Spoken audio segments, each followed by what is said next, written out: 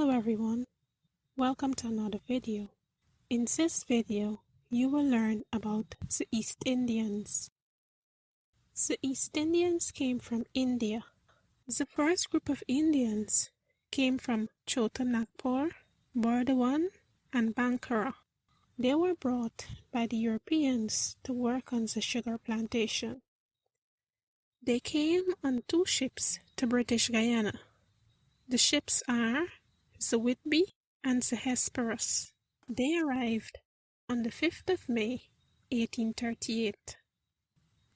The East Indians who arrived were sent to estates across the country. Some went to estates Highbury and Waterloo in Berbice. Others went to Bellevue, Friedestein, Friedenhoop, and Anna Regina. The Indentureship Agreement. Only men were allowed to sign the Indentureship Agreement. They agreed to work for 5 years, after which they could return to their country. They would be given a place to live, wages, clothing, rations, medicine, and medical attention, all for their labor. Over the years, other groups of East Indian immigrants arrived in the country. They came from Madras and Calcutta. Here are some of the ships on which they came. Their life on the plantations. Everyone except for the very young and very old had to work. Children in the Creole gang, who were between ages 5 and 10, had the following work: weeding, clearing of drains and trenches, taking water to cane cutters, applying manure to plants, and taking care of animals. The East Indians lived in lodges, and on some plantations, they worked from 6 a.m. to 6 p.m. They were given rice, dried fish, onions, pepper, ghee, turmeric, and tamarind to use.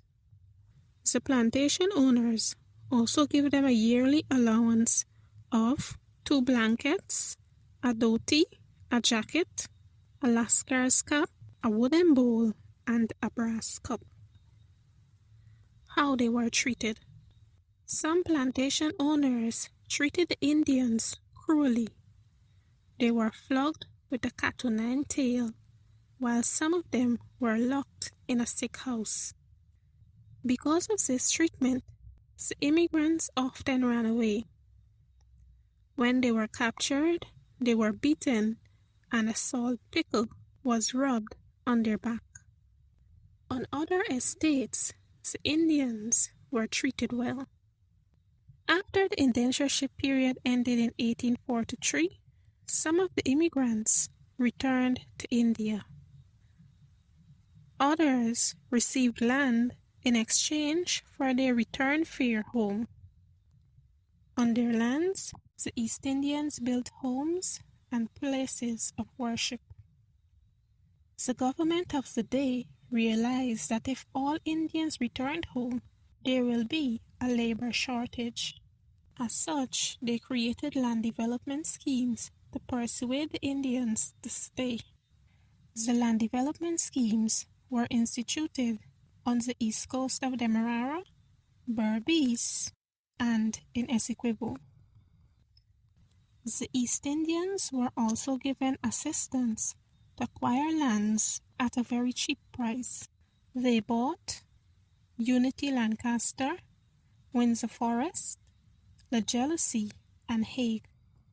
In these schemes, the Indians planted rice, and they also engaged in farming.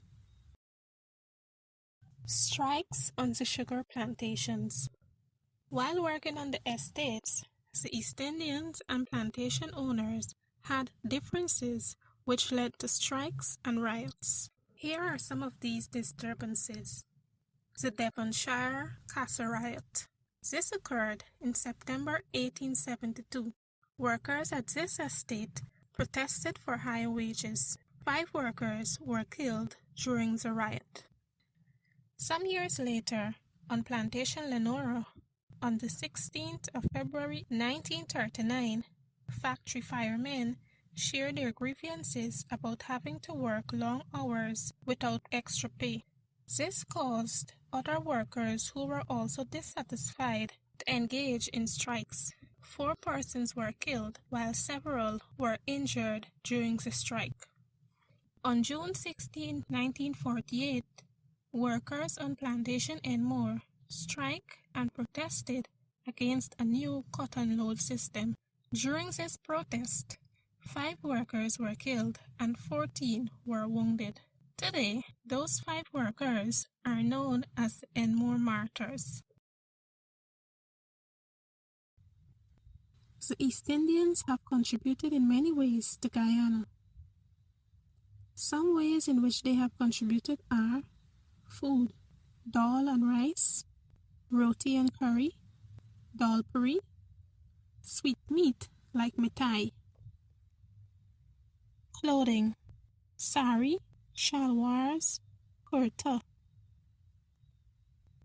Here are some of their festivals: Idul Adha, Idul Fitr, Yom Nabi, Pagwa, and Diwali.